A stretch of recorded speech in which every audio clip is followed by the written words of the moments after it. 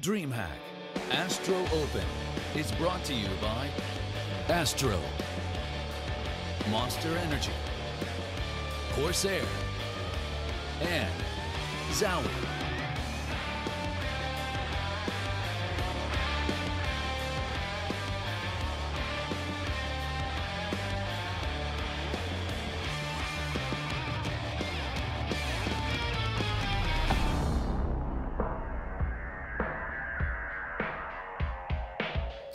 Just our first day here in Austin, Texas for the DreamHack Zowie Open.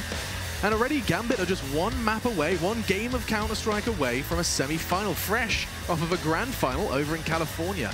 Standing in their way, though, is the Razors of Hell themselves, and they have been sharp as a razor blade so far in the tournament, picking up their very first win to start things off. This is the upper bracket. I am Alex Machine Richardson, and joining me is, of course, Halvor Vendetta Gudestol and Adrian. None other than Adrian. I've been getting it right all day, and that was like 7 in a row. You like that? I don't know. That's kind of off. Oh, great. Adrian. That's really wrong. Say the word. Adrenaline. Okay.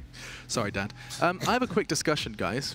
Do you not think they missed a trick with that? You know, like that sponsor video where they're like, oh, Astro Gaming. Yeah. Do you not think they missed a trick by doing Monster Energy by the Monster Tunnel of Overpass? Cheeky. Yeah, you know, That would have been really smart. Yeah. That's why, you know, hire Attention me. to detail, right I'll there. be a creative director. That's my future. Someday. Yeah, oh well, I'll keep doing this for now. There's another app. I'm joking, there isn't. Let's talk about this one, because it is just one game. One map, and Gambit could be in the semi-finals. That is the beauty of this format. They have to pick up the double win here in the group, and I mean, how do you fancy their chances here, Halvor? Because I mean, I imagine they're coming into this as favourites, or at least in my mind. I presume that's the same for you? Yeah, no, I think that's fair. They have been the team that has the best storied pass, I guess, as of late, right? They've had the most results to show for. I think the only thing where, we'd favor Hellraisers is if this had been an online game, because Gambit do weird things online, not in a positive light. Yeah, but in every other aspect of the game, I think you have to side with Gambit going into this. And they showed that they have resilience as well, managed to duke it out in multiple overtimes versus Heroic in their first game. Absolutely. This is, of course, double elimination, so any loser so far today will have another chance to get that spot. Best of 3 elimination match will be played tomorrow, but we're not there yet. Now, I can't help but feel that Hellraisers are stuck in a bit of a rut, and that's no real slander towards them. They've already proven that they can, take the punches, losing coaches, losing players, but they have already. It feels like to me, reached like there's a certain level. Do you think Eric? Do you think there are teams in Counter-Strike Global Offensive that are good, very good? They can beat anyone in the Premier Division, anyone in that T3 bracket. But there is like a kind of a peak and a moment where you just have to sit there and go, it doesn't get better than this. Yeah, I think that comes down to your skill ceiling for your talent. That ceiling, right? Yeah, I think you can have Angel. I think sets up his team pretty well. I think that's why they have like a decent amount of their success, because I don't think they have like a breakout star. So I think it's more of just like how the team works, how they work off each other, the teamwork, the coordination, the time they put in. So I think that's really like a big thing for Hellraisers. And like you're saying, online, I think they would have put a better chance up. But I think Gambit on LAN, I think the more experienced players really shine on LAN. Yeah. And the older players in Gambit, are just gonna be more fired up on LAN. That's certainly something to consider as well. Fired up for sure, and I have no doubt hungry to try and. Well, I mean, remove that tarnish of their record of not being able to convert these semi-finals into that grand final finish, and of course lifting the trophy, something Zeus has been hungry for a while now. His removal from Na'Vi is something I do find very, very interesting, and I haven't heard your thoughts personally yet, Eric, but what do you make of losing such a highly esteemed in-game leader such as Zeus from Na'Vi?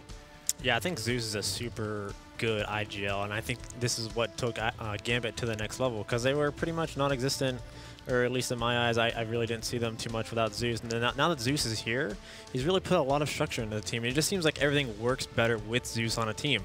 With old Na'Vi, they looked better. With Gambit, they're looking good. So I think, like, obviously we can look at the stats and be like, Zeus didn't do well in the last game he played, actually. It was pretty poor, but just seems like things go well when Zeus is on a team. Yeah, I can understand that. So have respect for that. I think that's the value that an in-game leader brings really a lot of times, and that's why you see so many people give them leniency, right, when they have poor individual performances, because there is a reason why these people are still around at the top level, because they set, they get the best out of their teammates in a lot of situations where otherwise they would have been, very flat, and that wouldn't have necessarily led to as much success on on an average day. And I think that's really what you're aiming for. And I think Zeus does an exceptional job of it. And, you know, it's not like he has poor talent to work with either. He has some extremely good players on that side of Gambit. Yeah, there's no doubt. There's no absence of talent on Gambit, or really Hellraisers. Realistically, you're still waiting for the Zero and Sticko to give us those big games in an offline environment consistently. Yeah, and I think that's you know, with, as mentioned, Hellraiser's big problem is that they don't necessarily have that emerging superstar as of right now.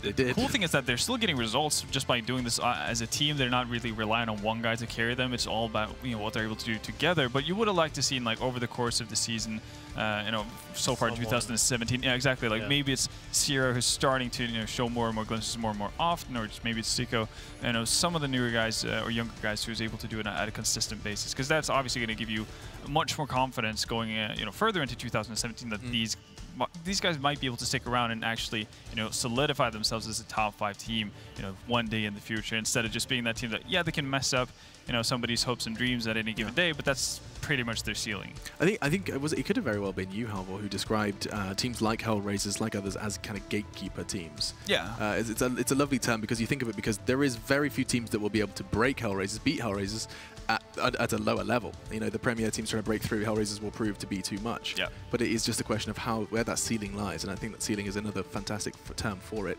Now, I had a difference of opinion / discussion at Summit, Eric, about leadership.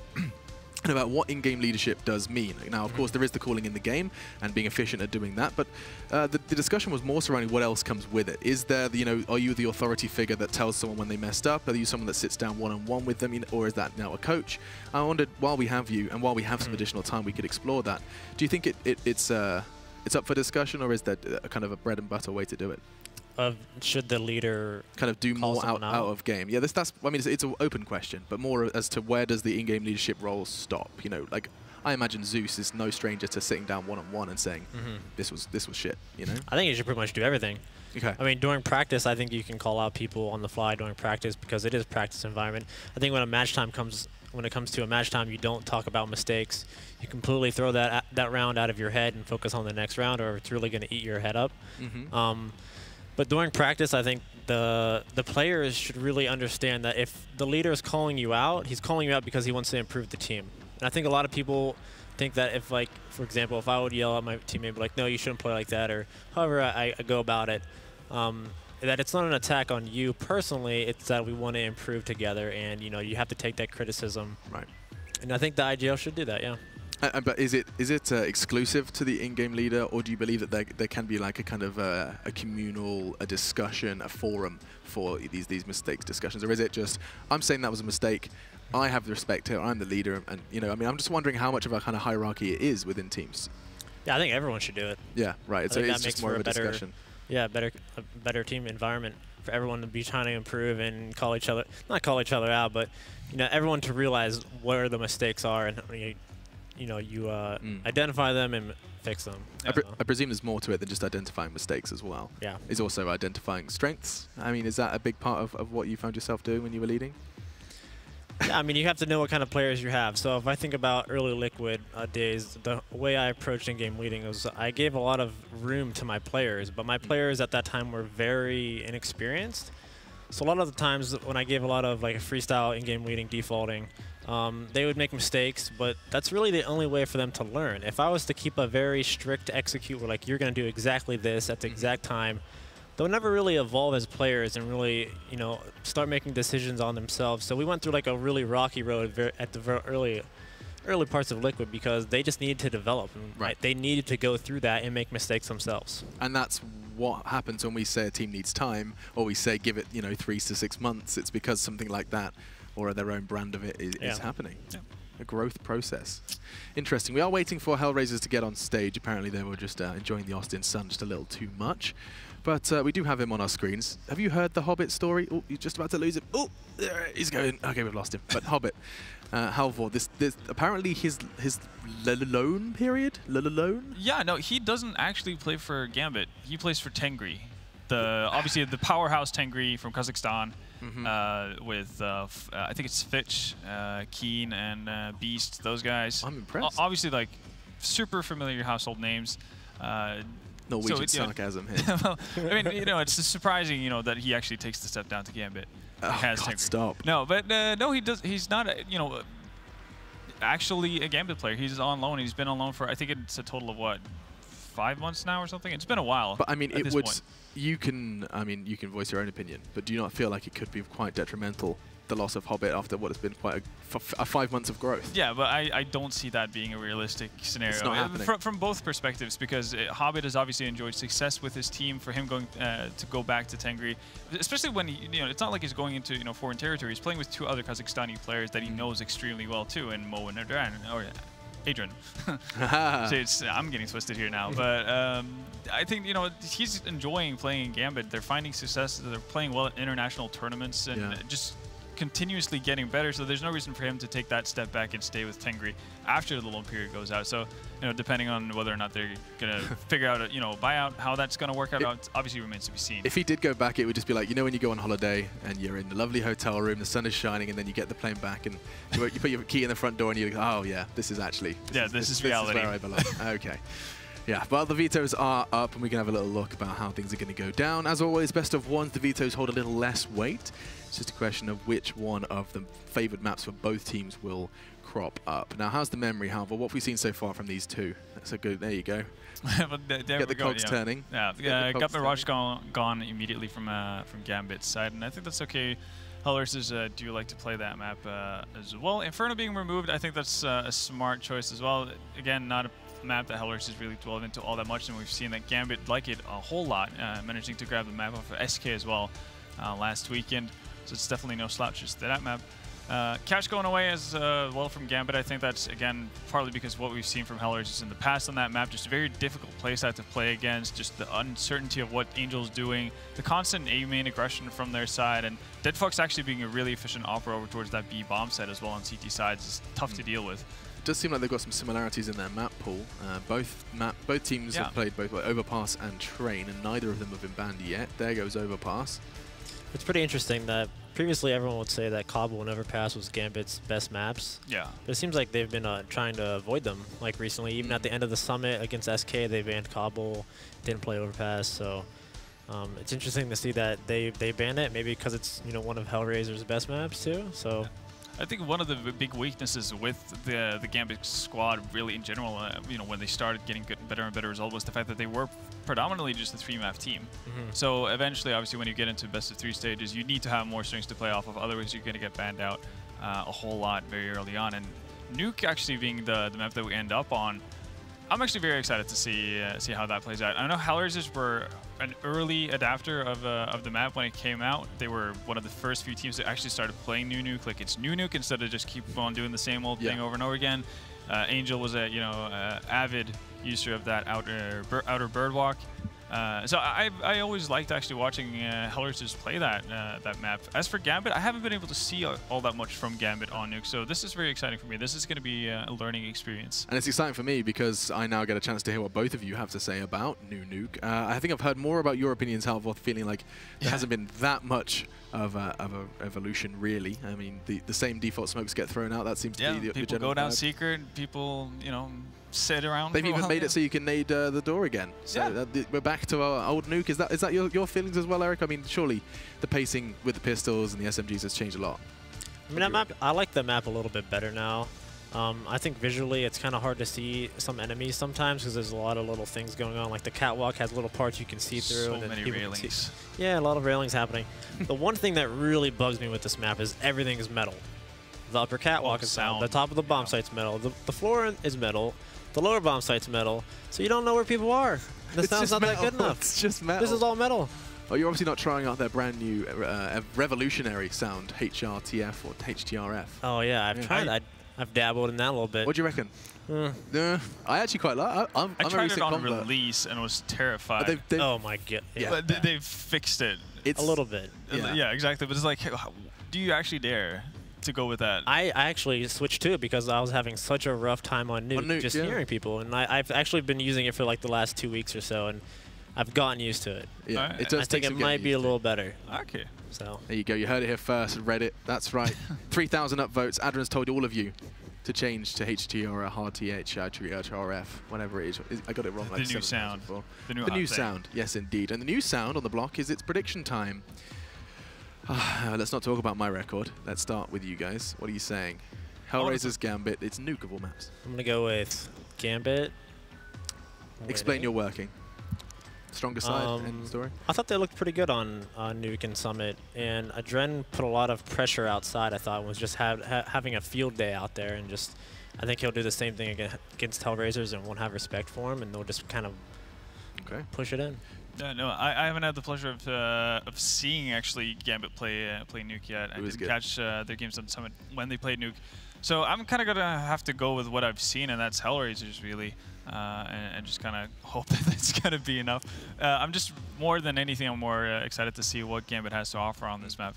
Well, interestingly enough, head-to-head, Hellraisers do hold quite the advantage. Of course, that does span over quite a great deal of rosters, but it is worth considering that Hellraisers so far, as a majority 5 unit, have been taking the advantage over Gambit. But Zeus is holding the reins now, and Nuke could look very different. I just remembered I have to do a prediction. Gambit. I was like doing my little sign off. So much confidence. So much confidence in that prediction. But that means one of you is coming down with me. You know, it's a guarantee. Well, so far it's been a dangerous journey to go on adventures with you so far. I'm a curse. I am. Yeah. If you, I'm not going to even make that joke. Yeah. We're not doing that. We are, however, going to meet two predictors who are hopefully going to join me on the Gambit hype train. Let's have a little look how the boys Blue and Dazed are doing. Anybody want to hang out with me in the Gambit camp? I'll jump on board. Yes, welcome. How's it going? I agree with Eric. Watching Adren play a Nuke at the Summit, he just ran teams over. And I think Hellraisers, although they have such a talented group, whenever I watch Hellraisers play, I feel like they don't have everything like super planned out, and I think there's going to be a little bit of holes a lot of the time in the T side where, you know, Gambit's going to be able to take advantage of either pushing or over rotating and things like that, and that's really why I give them the edge. All right, perfect stuff. Well, it is a chance for Gambit to get to a semi-finals after just 2 maps of play, straight after their grand finals in Cali. We'll leave it to you guys to see how that journey goes. All right, thank you very much, Machine. Yes, we're getting prepared to jump into Nuke now and see which of these 2 teams will come out on top and claim the first semi-finals position. This is, in all honesty, based on the map history for Hellraisers, is a bit of a risky pick for them, because if you look in the recent months, they've had a few decent results, but none of these against really contender teams. These are against teams that kind of are at their level or at a lower level overall in terms of their ranking, and I don't think they've actually really ever played it on LAN in recent time, in the recent, like 3-month span or whatever. So this is the first time they're trying to actually bust it out on LAN, and we'll just have to see how it goes going against Gambit. Maybe a bit of a rough test for them. Yeah, I think Nuke's always a risky bet unless you're a Danish team. Yeah, Danish teams are always insane on Nuke. But I just think Gambit is a little bit more, structured, a little bit less holes a lot of the time in like their strats and whatnot. Always having someone watching the flank. They don't lose rounds as much as Hellraisers are, like when they're favored to win the round and 2v4s and things like that. They don't give up those rounds nearly as much. I think Hellraisers suffers from that a bit, where they fail to convert on rounds that they should win, and I think it ends up hurting them quite a lot. Yeah, and of course, over on Gambit, we have such a huge amount of strength in their individual players as well. You talk about Adren and the amount of impact that he has. He's like the player for this team. Yeah, and he kind of stepped into that role and that mold, and earlier on when he was playing, even for Hellraisers and Astro and Dragons, I believe he was on as well. But whenever I watched him, and I think most of us would probably say this, he was never like the guy that was, everything was around him and he could just do whatever he wants, I don't think. A lot of the time he played off his teammates a lot more. And now on this team, I mean, he's proving that this guy is incredible. Whenever we watch him play, every initial duel on CT side that he takes, he seems to win. He's the guy now for their team to take that risk of making it 4v5, push, take a gun duel in a 5v5 situation, and he was almost always seemingly successful from what I've seen. So he's like the guy for them, and I think is quietly becoming like a really, really standout player in the scene. Well, guys, it is time indeed to jump into this first decider map between Hellraisers and Gambit. We're going to find our first semifinalist between these 2 teams. And to start it off, Gambit is going to jump onto the T side with Hellraisers now on the defense. Quick smoke out behind the doorway, and one player's going to try to sneak through it. Zeus gets himself down through the vet, but takes a lot of damage in the process, already at 13 HP. Did you see Angel there? He was just knifing the smoke. Might have worked, you never know. That was awesome. I wish he would have got the kill. Teammate trying to do some damage. There's Adrian, though, immediately getting himself into the picture with the Deagles. He sneaks himself over towards Secret there, finds himself the initial kill of the match against Angel, knocking him out of the play when he tries to go outside. Gambit, speaking of outside, have a whole lot of control out here, and this is not leaving a whole lot of wiggle room for Hellraisers to actually bounce back and try to do anything about this now. And their own players are spread thin, but thankfully, some still spreads thinly in the sight, as we will be able to see Zero picking up the kill against Zeus here now. Bondigal's going to be making a move soon, but Hobbit back over here towards Heaven, finding one more on Stiko. The team still very slowly moving around, and Hobbit having a great position up on top, but responded to by Dead Fox, as he does take down Hobbit. Unfortunately, it'll be a very little consequence with the Adrian, finding another kill here, and Dead Fox already very low on his HP. It's a bit of a standoff between these two teams, but with Gambit having control of a site, they'll get the bomb down, and it is going to be HR that'll be forced to make a move here in a second.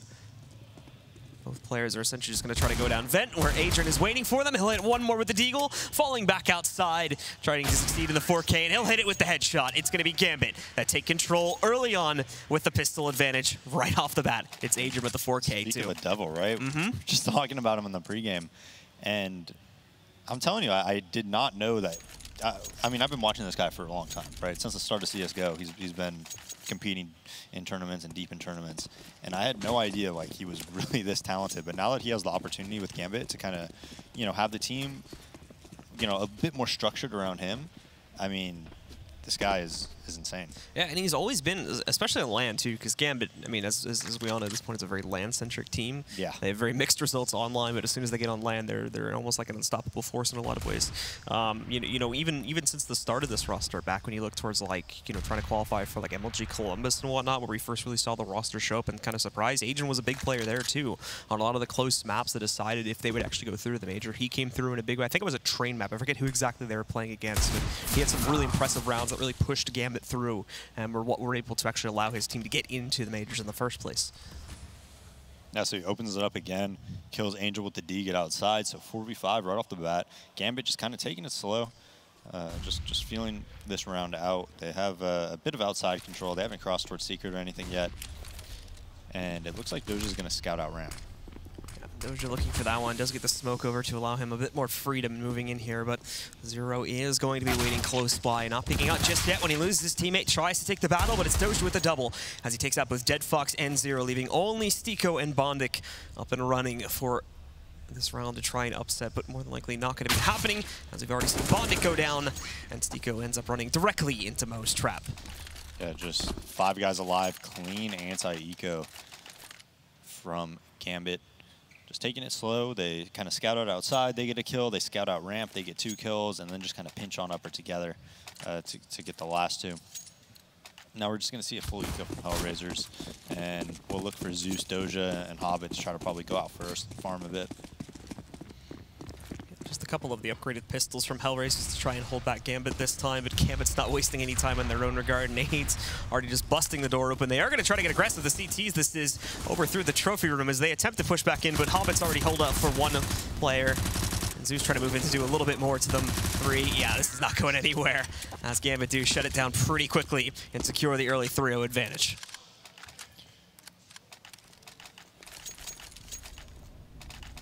This takes us on to the investment for Hellraisers here, as they're going to be able to go directly over towards full M4s and whatnot. Obviously a bit limited in regards to their own utility, but it's not bad at all when you look at it. But they have 3 guys with head armor. Okay, so they decide, they're saying, okay, they're probably going to keep some SMGs. Let's get as many head armors as we can. They don't have an op or anything though, but with these 3 SMGs, Gambit's going to be able to buy probably the next 2 rounds. Even if they lose, 2 in a row. Yeah, so they're looking at really good strides to start off this map already for T side over on this map, which still tends to be a bit of a harder side. But this time it is going to be Angel that is able to pick up the first kill against Zeus over here, bringing down. It looks like this is a bit like their pistol, right? Zeus tries to get down vent. Adren takes control of Secret. They're very kind of spread out. Not sure how many players they have towards lobby. I think it's 3 towards lobby, and then they want to pinch on ramp with 3 players. So one down vent, 1 Secret, 3 ramp with the bomb.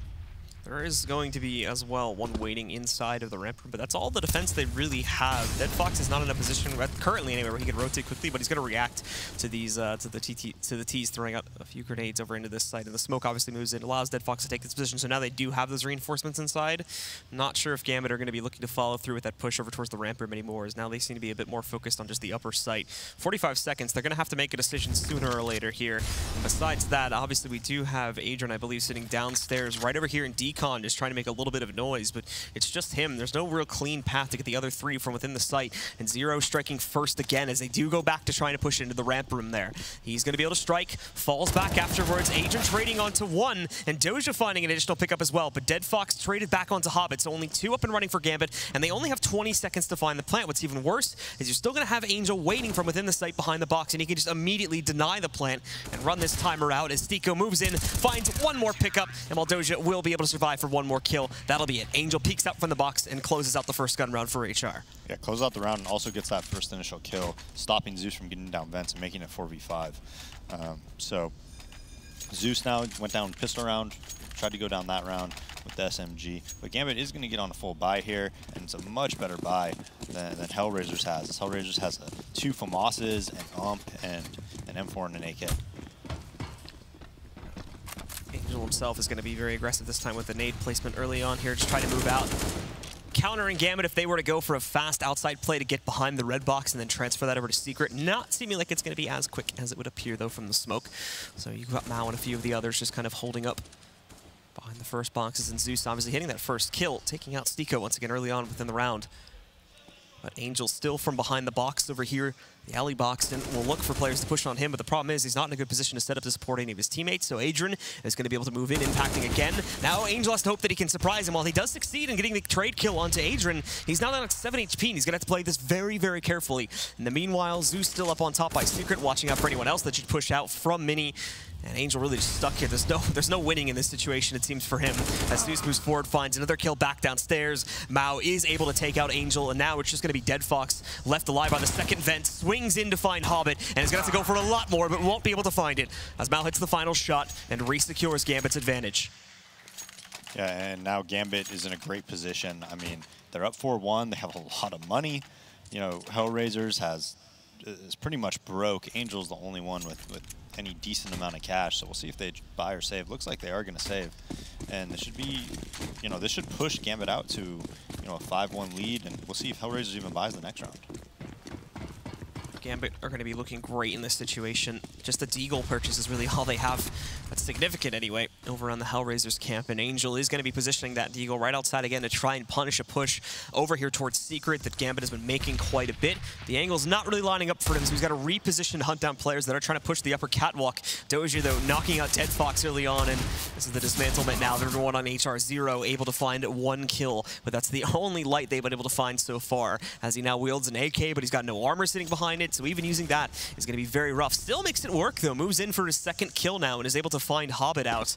Mao is hoping that someone is going to push out from heaven and he's able to punish that and bring it down to just 2 alive, but not the case right now. And oh, Stico definitely takes a minute, but he is able to surprise against Mao. That'll be traded by Adrian, but now this is even again into another 2v2 with Gambit moving back in. They take slow control of upper. It is a bit hesitant, though, as there's still presence in heaven that they haven't been able to check out just yet, along with having Zero back over there by the ramp, and he could really be anywhere based on the timing for this one now. So Adrian and Zeus are going to move into the site and go for the plant, but there's that surprise from heaven immediately. Bondic striking from the catwalk here, and now has a great position as well to just weigh this out and look for the last player. Zeus will be able to trade on that, but he's still got 1 more kill to go. Thankfully, there's plenty of time left in the round. Zero, then moving back in, tries to leap into the window, and it's a jumping headshot on Zeus to close out the round. Hellraisers really needed that. That kind of gets them back in the game a lot more. Zero with a great job getting that AK, getting 2 more after that. But Bondic's spot, I actually have not seen that before. That was really, really clever by him. Props to him, man. That was a great way to just get a really sneaky kill on a guy that's just not going to be looking at you. Like I've seen that spot when it's an upper play, but I've never seen it in that situation in like a 2v2.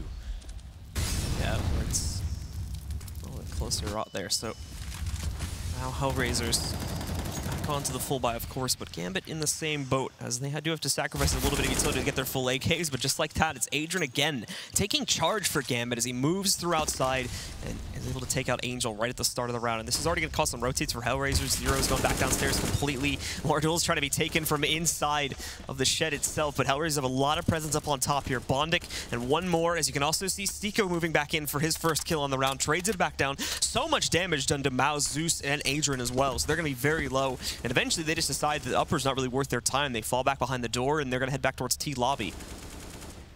Yeah, they do have a Dren who just takes outside control by himself, essentially, and gets a kill doing it, and is playing great so far. But Gambit, generally, I think they wanted just a Dren going outside, kind of throwing that fake and go straight to upper, but the upper smokes were down. Deadfox re-aggressing ramp, gets an easy kill onto Zeus. Wisely backs up. That's a spot that you could definitely get one shot at. But a Dren on the lurk, this guy's an animal. Yeah, Adrian has been waiting out there for like 40 seconds or more, possibly as well. So the lineup of that one is just perfect, as it does allow them to trade. Big problem still, though, is they still try and somehow transition all of this onto his site. And at the moment, Bondic just waiting in heaven to strike as well. He gets the nice double kill from that position. No more trades going to be found by Gambit's players, as Bondic finds the last kill and gets a nice little 3K there. Yeah, not really the way you want to try to win the round, right? Just going up a heaven ladder, hoping that the guy's not looking at it. More often than not, just not going to find success in those circumstances. They're just really, really easy kills by Bondic. You have to get extremely lucky as a T to you know, win the round in that sense. Yeah, and that's going to finally break Gambit's economy now, as they just go down to, again, upgraded pistols. A few of them are able to afford armor, but for Zeus and Mao, that's not going to be the case. And Angel wasting no time getting himself into a scrap outside here. Finds both Adrian and Mao right at the start of the round. Dozy going to be hunting for a trade on the Deagle and wastes no time getting it. He is able to finally take down Angel there. But now we need to actually see them start to move forward here. There's still a lot of outside presence. A great shot from Doja again, though, on the Deagle. Swinging out just barely from around the corner. And he's able to take down Dead Fox. Seems like Doja's time may be running low, however, as after that kill, he's going to be down to 11 HP. More presence from the CTs moving outside to really just pinch on and prevent these last 3 Ts from making any significant ground. Over onto the site. Zeus now with the Deagle too, but his first volley's going to miss, and Zero being able to spot out Hobbit from over outside of the ramp by Hell. The last 2 CTs and taking this final 1v1, shut it down, and we go right back into a tied scenario, 4 for each team. Yeah, and generally speaking, Hellraiser's strategy here is very, like, spread out, kind of, right? They have a Dren who's pretty much always going outside. Then they have maybe one player with them, people working ramp, people kind of holding inner push, and they're pressuring a lot of sides of the map. They're trying to go down vents early, and it's kind of like pretty high risk, high reward, right?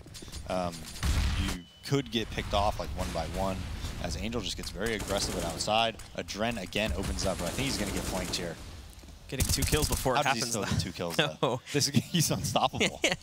And it's all outside, too. They just keep challenging him, and he's just a one-man army, though. He's going there by himself. Every single round, and he consistently gets at least 1 or 2 kills every time. Now another trade comes back in from Zeus. So far, the only kill they've been able to convert has been the one against Adrian, but he already did his job. Now we're looking at a 4v2 situation here, with just 2 up and running for the CTs. Bondic, though, still has been quite on point himself here. And as he gets aggressive moving up to the doorway, he's going to find himself another double kill. That's Mao getting knocked back out. Zero, also in just a second here, is going to be able to fully rotate back in through Mini and attempt to help out with the situation, as Gambit does take control of the site, but they're not fully paying attention to the Mini position. Zero could push back in right now, and there's not a whole lot of presence focused on him. Hobbit, though, acting as a distraction to allow for Doji to find some damage from up on top, and he's going to be able to do it, but doesn't actually pick up the kill. Hobbit trading onto 1, and now this goes down to a 1v1, and Zero looking away, possibly at the wrong moment, but able to flick right back and clutch out the 1v1, giving Hellraisers control of this round. Yeah, Gambit in that 4v2 it was, right? Definitely should have won that round. Bondic does a good job kind of pushing into lobby, getting those 2 kills, and then playing the retake. Even in that 2v2 scenario, though, you expect him to close it out. I mean, you see the guy's feet at Mini, just not able to really connect. But a Dren has just been the story of this T-side for Gambit. You know, winning the pistol round with 4 Deagle kills, going outside by himself seemingly every round, always getting an entry.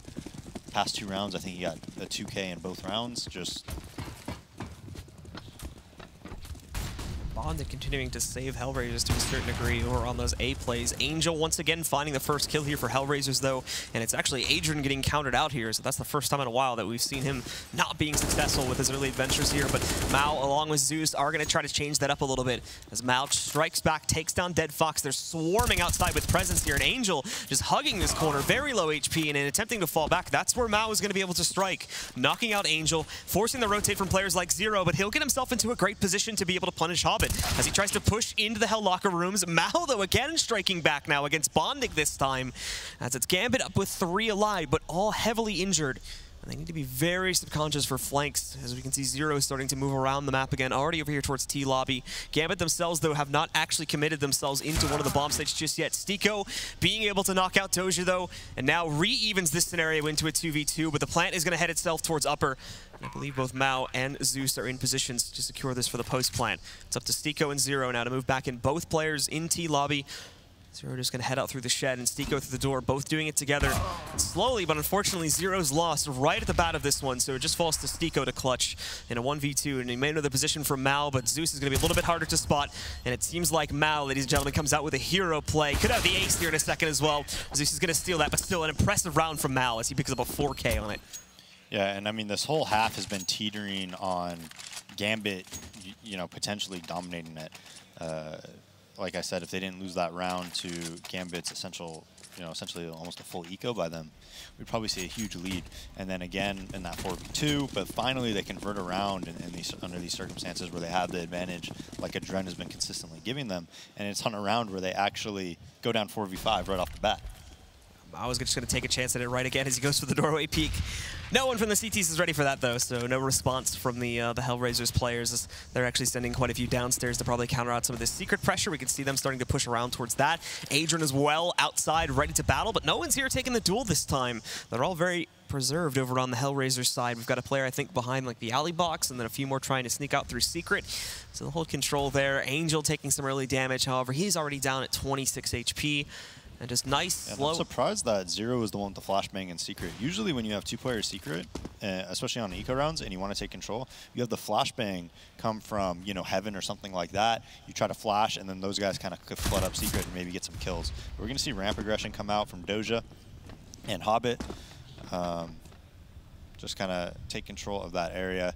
And now Hellraisers, just no map control. These 2 players in secret are going to have to go back lower, but the bomb should be down by the time they get there, so I don't think they're going to have much chance to win this round. Stiko's got a position at decon and Zero by double doors, but still, just the pistols, it's going to be rough to actually make anything happen. So Stiko decided to open up the doorway and is now going to move himself over here towards the vents, but just ends up walking into the op shot from Mao.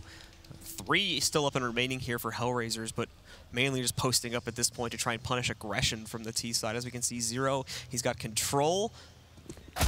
No, but Dead Fox is going to be able to find that 1 kill to start to push them back in, but still, it's only from decon. They swing the door shut. The problem is that just prompts Hobbit to spray right through it, taking down Dead Fox. Zeus runs over Zero, and Bondic's not going to get much done either as Hobbit pushes into decon and finishes off the round.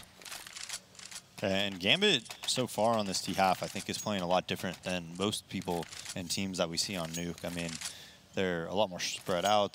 They're putting pressure a lot of different places on the map. Adren just going outside by himself continually. So it's definitely a different look than what we're used to seeing, I think. Normally, like the very basics of Nuke, is Zeus gets a sawed-off, right? And he's going to try to go down the vents with this for sure. Yeah, and it's the big difference outside that definitely seems to be the biggest. That was a nice movement. That was very fluid. As Zeus does get himself down through the vents there. What's the big difference, Blue? No, yeah, I was just talking about how Adrian just being able to solo push outside so consistently is like such a huge difference, because most teams nowadays on T side have to do it like with this big mass of like 3 or 4 players. I don't think a lot they of know times. he's down here, by the way. Yeah. So why would he be here in this situation? I think he's just going to get flanked. He's going to have a lot of leeway upon that one, as the rest of the T's are trying to move back in.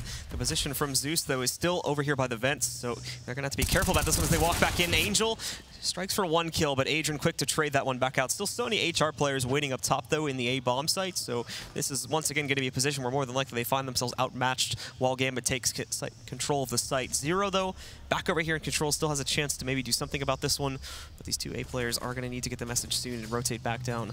Zero won't be able to hold for so long on his own regard. The smoke buying them a little bit more time. Tees don't really seem to care too much for that. It did look like they were just going to be ready to push right through that. Nades go in. Complete miss, though, as it's over-tossed. So Zero basically loses no HP from that one. It is going to be Zeus striking with the sawed-off, but only for 1 kill, though, as he is traded out a little bit too high on that second volley there. So he goes down afterwards. Adrian ready to counter-trade it, though, as he's waiting just outside. And a good attempt from Bondic to keep it good for the Hellraisers players, but just couldn't make it happen. And now this goes down to a 2v2. Very winnable one, in fact, for HR, as Adrian is now stuck. But Dozier secures the kill on Dead Fox, and now Adrian can go further into the vent and just completely outmatch Zero with his positioning there to allow for Gambit to push up to 7 rounds. And a 3K for a Trend, 16 and 7, man. Zeus getting down the vents. They did not know Zeus was down there, by the way. They definitely didn't. He and I think he should have killed Bondic as well. Those are really easy kills in the sawed-off when you're in the vent, and that's just in that scenario. He just wasn't looking there. But you know, he gets down the vent. He could hold off the rotate. Those 4 players go outside. The only place they can rotate through is ramp. So it becomes a pretty easy round for Gambit to win under those circumstances. And it should have been easier, to be honest, because I bet if Zeus plays that round 10 times, he probably kills both of them, you know, 9 out of the 10.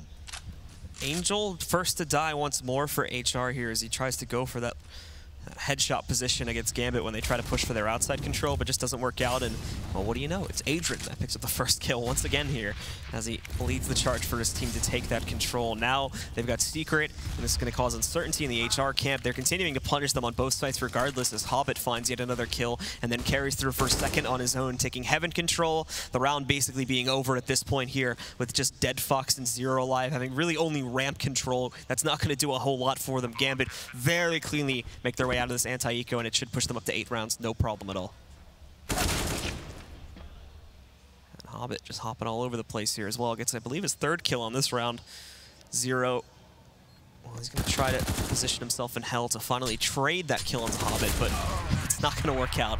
And Hobbit does end up getting a 4K for himself as well, and we'll see a pause called by Hellraisers.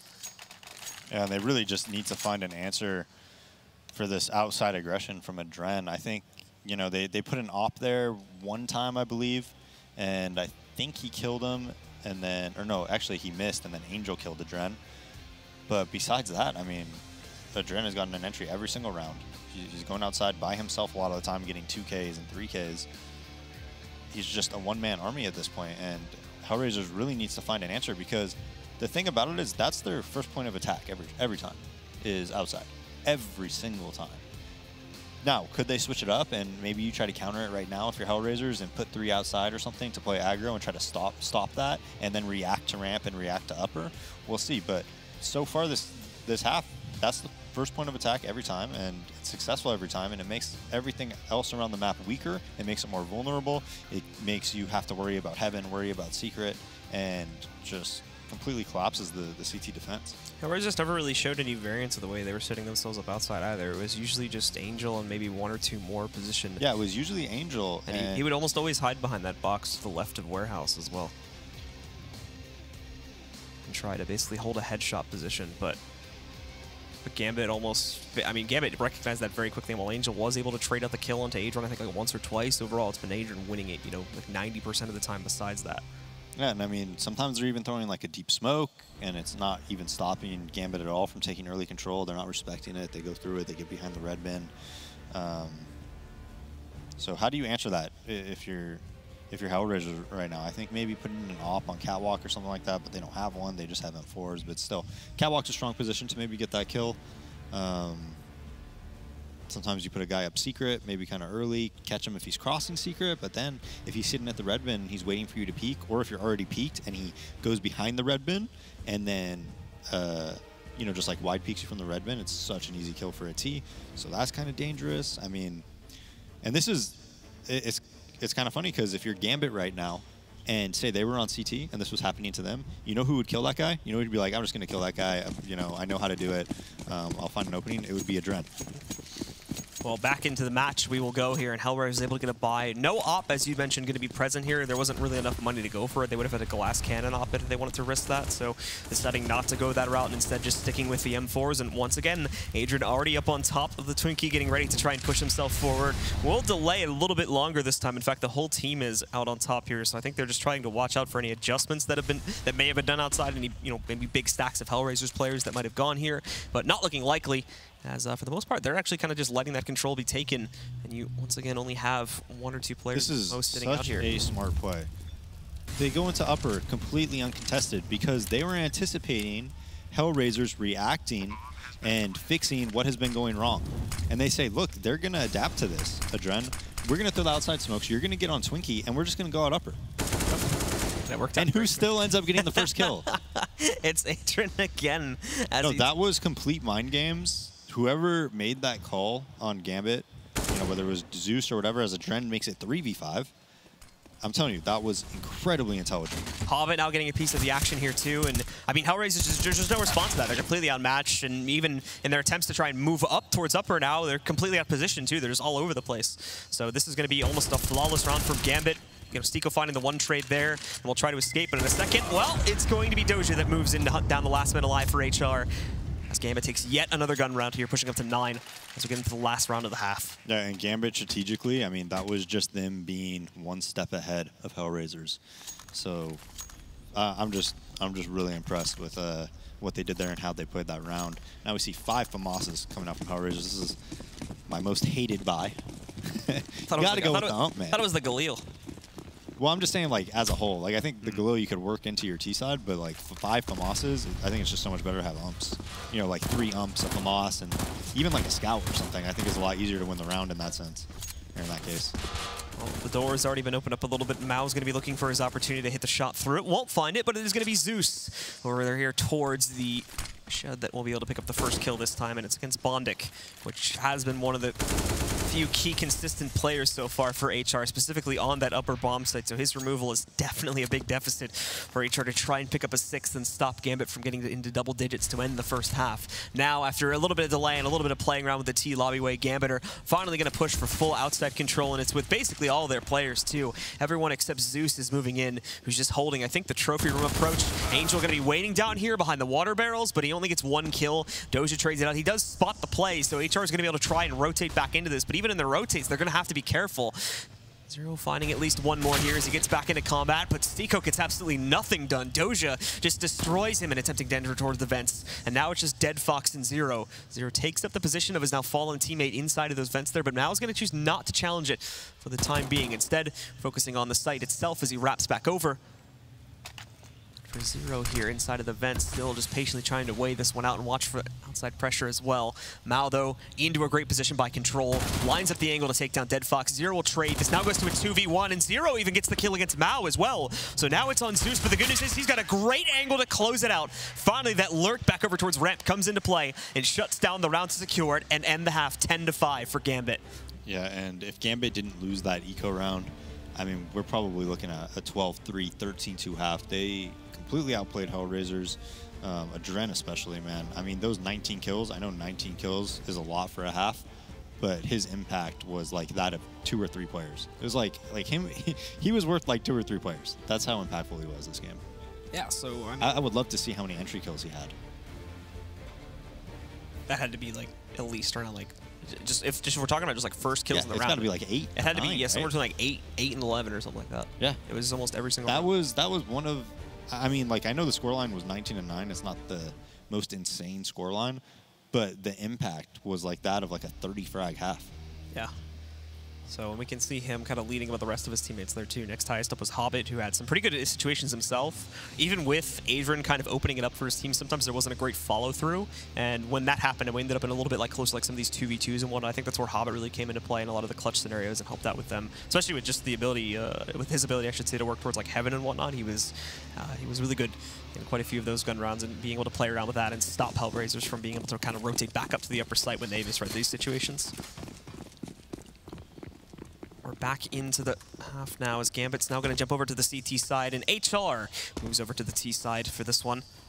And nice and slow right at the start, nice and quiet as well as HR for the most part just move in towards lobby and kind of halt there. Obviously you got one player sitting on the roof, but that's about it for Hellraisers. They're not trying to move in for outside control or anything like that. Angel didn't even really attempt to peek it didn't look like. And Gambit. Pretty odd setup by Gambit there. They have Adren kind of push Hut with 2 into heaven. He doesn't really see anything, and now they just go to... I actually like this play a lot. They have 3 players now waiting inside of ramp here, but there's a likelihood that HR could actually swing in that direction, although it's changing up now.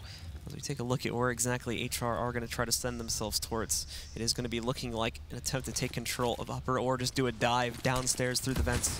A lot of these players stacked together now. They will move in for the upper control here. Zero first up to bat, the other 3 moving into it. It's an open site, but Adrian still first up to bat. Zeus catching another kill. The first trade from Hellraisers comes from Zero, but Adrian again just striking so quickly from inside of Mini. He's able to take out Angel as another kill here, and that's another big player too in some of these clutch situations. So Hobbit moves in for one of the last kills, and Adrian gets a 3rd on just this round alone, as that secures Gambit their second half pistol and secures their lead to start off the half.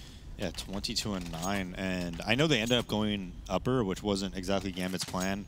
Luckily, they had a Dren there around Mini, who was lurking around those smokes and ends up getting 3 kills.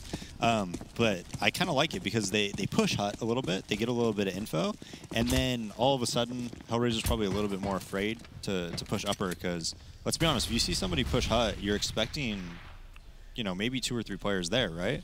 Then you go and you overplay ramp. A lot of the time, it might push the T's towards ramp, which they had stacked. Hellraisers again stacked up basically just in the same positions over here towards lobby. Not really trying to move out beyond that. The bomb is still sitting in a position where it could try to push towards outside, so leaving some variance there. As we saw before, though, their attempts to try and make a push in the last round basically just turned into a straightforward A execute. And Gambit set up much more traditionally here as well in this round. We've got Doja up on top, ready to fend off the aggression. Another player by the second vents ready to counter out either the shed or door pushes. We're going to see this beginning now. All of them basically try to push it towards shed, and the only trade they get is with Stico and Dead Fox. Dojo up on top along with Adrian just handle business once more as Gambit only lose 2 in Hellraiser's force-up attempt.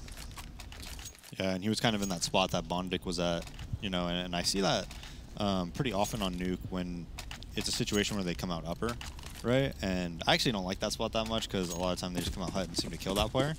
But then again, Mustang's getting mollied a lot now, Feet's getting mollied a lot now, so that's why a lot of people are playing there.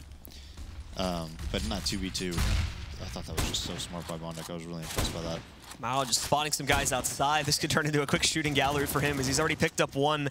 Adrian wants a piece of the action as well, and so does Zeus as he moves in. That's a quick 4-player shutdown against HR's favor.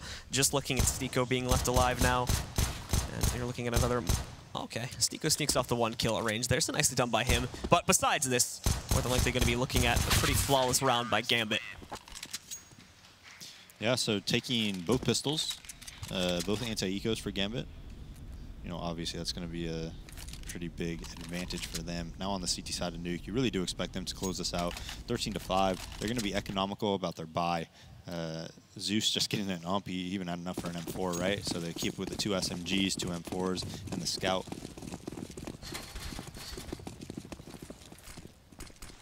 Yeah, but obviously taking that preservative path. I believe in the last half they lost this round when they chose to do this, but were able to immediately trade it back afterwards on the rebuy. So if they lose out here, it wouldn't be too much worry for them just yet.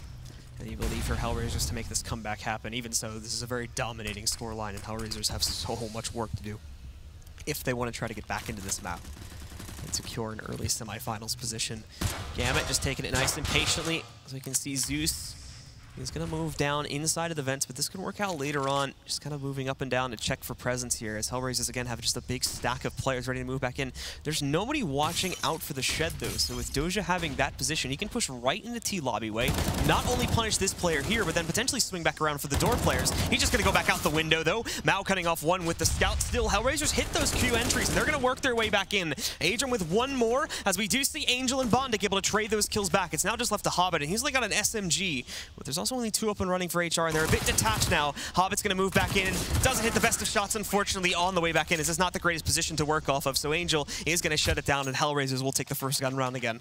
Yeah, and again, you know, Gambit was pretty economical about their buy, so they're basically just going to be able to get a full buy here. Zeus might have to No.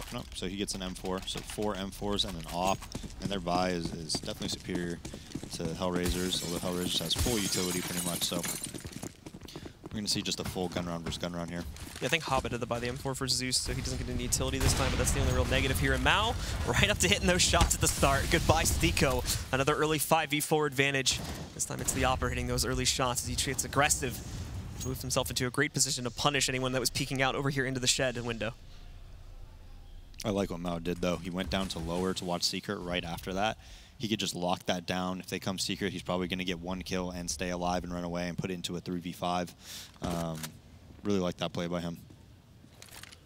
Everybody else on Hellraisers, again, this is to a certain degree may become a problem too, is once more, it's a very similar strat to what we've already seen in these past few rounds. Just a straightforward execute out over onto the A-bomb site as Zero picks up that kill there. Molly's going to go over here towards Heaven. Mao still has the position down in the vents though, but he is going to wait a little bit before probably actually pushing himself back up. Still a very winnable situation for Gambit. Their biggest problem is going to be an overall lack of utility here. They don't really have anything to get them back into the bomb site. Hellraisers still have a decent amount to hold them back, which includes another Molotov still sitting in Zero's inventory as well. Gambit really just waiting for the nade to succeed before they're finally able to go for this, but it doesn't seem like it's ever really going to happen. And what's even worse, now they have presence up by the vent, so Mao is not going to have the best of times getting back in, but Hobbit and Adrian both hit their opening shots. Doja and Adren again, though, and they just completely shut down the Hellraisers' hold. So there we go. Gambit make it happen once more, and they're going to push up to 14 and reset the losing bonus for Hellraisers. Yeah, you almost never see that. A 4v4 retake at upper site, and they take back the site without even having 1 death. So definitely some miscommunication on Hellraisers. Angel trying to get to CT Heaven, you know, getting spot out, kind of drops down in the middle of nowhere. That definitely didn't help the, you know, their case. And even though Zeus isn't able to get a kill when they come out upper because of an extremely well-timed flash, by the way, we got to give credit to that late out hut flash while they were wrapping around Silo onto Zeus. Not able to capitalize off that. So Mo once again waiting out for the push outside. He just missed the first initial shot. It's a bit of a ruse though. It's only Angel going for this push currently. Molotov is going to stop pressure from pushing its way over towards Secret, but the rest of the team is again more than likely just lining themselves up to try and push directly into the upper bomb site. Zero also hitting that first entry though, and it seemed like Gambit started to rotate off of those smokes outside, so it did work initially. Now we have to wait though and see if Gambit can pull off yet another retake. 3 rounds in a row that they just go out upper off some, you know, basic fakes essentially. And Zeus is not having a good time up there. Mao still trying to wait for his opportunity, hoping that Hellraisers would try to boost themselves up on top of Shed and look to punish Mao, but again, much like the last round, it looks like he would have to make the move. But everybody on the Gambit, as you can see, is already falling back to CT spawn, so they're not even going to make an attempt at this. They still have those rifles and whatnot. They can more than likely drop something for Zeus going into the next round if they can all stay alive, so they're just going to back out of here, let this round go by the way of HR. Still having that huge round cushion to work with. Mao actually a bit of a tricky spot now because gotta be careful the bomb explosions. It'll still be good from right here. I don't think anyone's going to be able to push him up towards Heaven anyway. So yeah, gets himself out of dodge pretty quickly there and will manage to stay alive. Yeah, and I think that's a great call to save. Just, you know what, you have so many rounds to work with. Just save there, play for this round. You're going to get a full buy. I like that call a lot. We'll see what Hellraisers does. I mean, just going out upper is working really well, but you expect Gambit to adapt. Just a question of when they do adapt, right? And if you're going to be on point enough to, when they are adapting to that, switch it up. Like we saw Gambit do last half. HR again doing that same fake essentially here as one player pushes forward. It's just Angel running up towards Secret as the rest of the team deployed smokes to help him out. The others inside of T lobby again. I think with like one player sitting on the roof ready to deploy, but more than likely, I'm assuming so anyway, that Gambit are not going to be tricked by that since they've developed a pattern here over on Hellraiser's T side of just going for these direct upper plays. Although this one may be a little bit different. We can see there's a heavier presence towards ramp this time. They're not just lined up right by the door, but it's Adrian's going to make a move here. Able to push forward, catches that first kill on Stico, and again, probably messes up the overall plan here from Hellraisers. Now, Adrian can punish a second guy up on top here. Thankfully, Zero was able to trade it back, but Adrian's still a problem for these guys. Way back outside, almost by T-spawn almost, and it seems like they're actually almost moving in to hunt him down. Angel has got to be careful moving back in. Adrian may have finally met his match, though. 3 bullets left. Stuck in a corner. There we go. Finally knocked out this time by Angel and brings it back down to the 3v3, but wasting so much time, and now Hellraisers have to kind of get back together and go back into form to actually, you know, make their hit happen. That is hilarious. This guy's in T-spawn because of the triple outer aggression. Angel goes past him, and he's able to flank 2 people, get the bomb down. Might have even dinked Zero, I'm not sure. Yeah, Zero's going to be down at 2 HP. Again, they do have the slight benefit of still having a decent amount of utility, but Gambit really didn't waste all theirs this time either. They still had 2 Molotovs. I think one was just tossed back out here. I was trying to play this out as well. Moves in, spots the player in mini and takes him down. And now Zeus making the aggressive move inside of the shed, finds one. And it looks like Bondic, unfortunately, is going to give himself away by firing into the window. So Gambit picks up yet another round, and they go up to map point. Yeah, we weren't really able to see how that strat was going to develop because Adren, you know, just flanked the guys. Just walks right up. Yeah. But, so it's hard to say if Hellraisers, I mean, they're definitely going to either fake upper or go upper that we saw. But now, you know, with that round win, they have a much better buy once again than Hellraisers. And this time, Hellraisers has very limited utility. 3 smokes. Angel trying to cross quick outside, just going for direct battles. Gets taken out by Mao. Mao as well, getting himself into form here too. Hobbit hitting another double kill. 1 trade so far from Zero, but that's been it. And now, just like that, we find ourselves in a 4v1 as Zeus hits another kill against Dead Fox. Zero would have to save this for his team, as he does, at the very least, pick up the kill into Mao, but now has to transfer this down onto the B-bomb site, find the plan, and survive the post-plan as well. Has a lot of utility to play with. He's kind of halting in ramp right now, trying to figure out how exactly he can make this work out for himself. Gambit have him surrounded from every single angle, I believe. Doja just waiting over here inside of T lobby if he tries to go back. Another player outside that can punish a hell push. And I'm pretty sure Zeus is still waiting downstairs. He does take the lobby route instead and immediately knocked out by Doja. So there you have it, ladies and gentlemen. Gambit are going to take dominating control of this group decider match. We'll take it 16-7, giving them the first semifinal position here at DreamHack. Yeah, and it's a really demoralizing way to lose if you're Hellraisers, right? Almost every round is 4v5. Adren is just dismantling your entire team from outside by himself, essentially. You lose both pistols. Nothing's going your way. Every round you won with like a huge disadvantage, right? You know, most of the rounds they won on CT side, they went down maybe 2v4. That round with Bondic, right? When he was there, you won the round when you had pistols, but it seemed like every time you had a gun round, you lost the round, right? And, you know, they showed some signs of life on T side, the upper hold by Hellraisers. Zeus was having a little bit of trouble there, but at the end of the day, I mean, that's a tough way to lose with just every single round seemingly 4v5 and, you know, losing both pistols. Yeah, the point shining through much more with Adren as well, just being, especially on T side, the one-man army consistently on almost every single round. I think with maybe 1 or 2 bad marks in there, managing to take outside control solo basically for his team, and basically proving, you know, once again that he's this unstoppable force here. So Nuke definitely showing itself to be a strong map for Gambit, and definitely something you may not want to pick against them in the future based on the very unique way that they seem to be playing this map. Yeah, and I mean, hats off to Adren, man. That guy played just obscenely good levels of Counter-Strike. I would love to see the amount of entry kills that he had that half. Like, that was insane.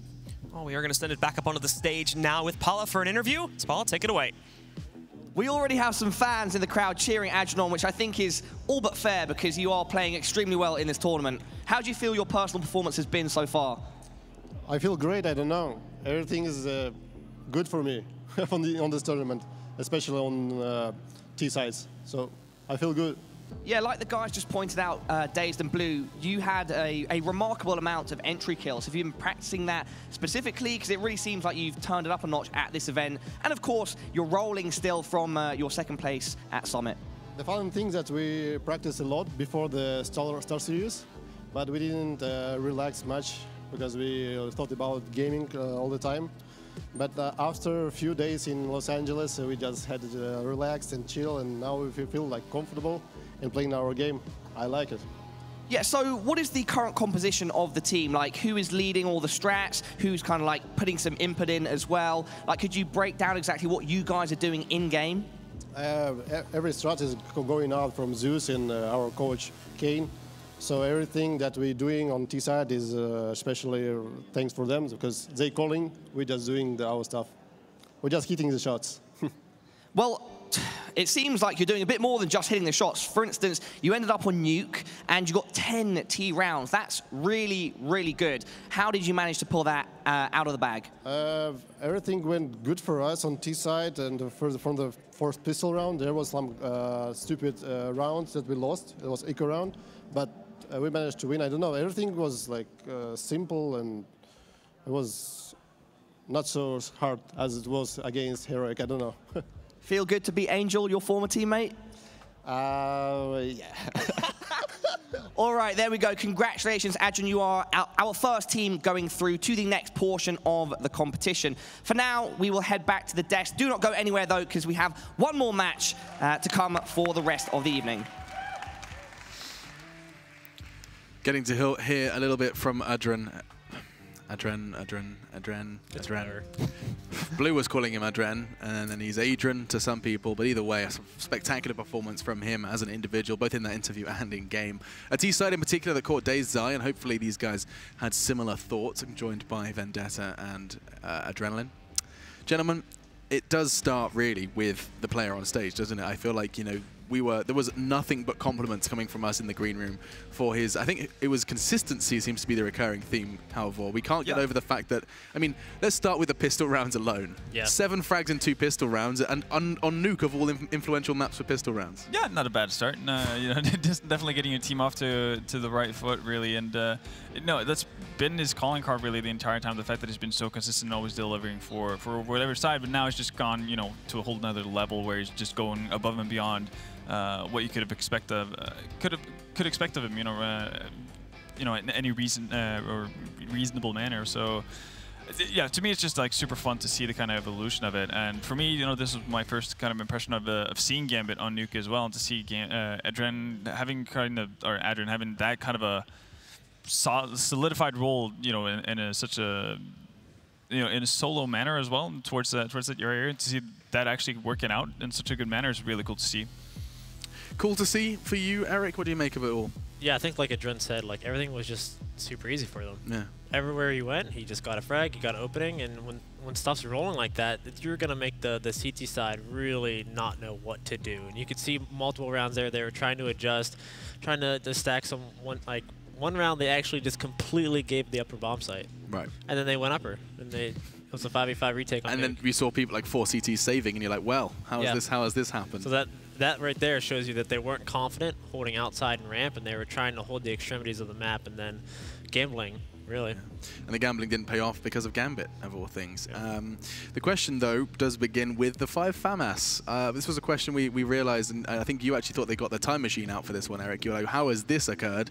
We did get to see the 5 FAMAS on CT side Nuke in order to try and acquire some of those Molotovs, but I mean... Yeah, that was so weird. I don't Can you understand. justify it? You like rack your brain. They had some FAMAS, and they had like 1 flash on each player or something like that. Yeah, I think 2 mollies. You could get the ump. Like, I don't know if they haven't been playing or haven't used the ump yet, but it's pretty good. It's pretty decent. So, I mean, you can get the Mag 7, full utility, Molotovs are so important on Nuke, I think. So yeah. I can't really think of a single scenario where I'd want to have the FAMAS over the UMP, actually. Oh, come on.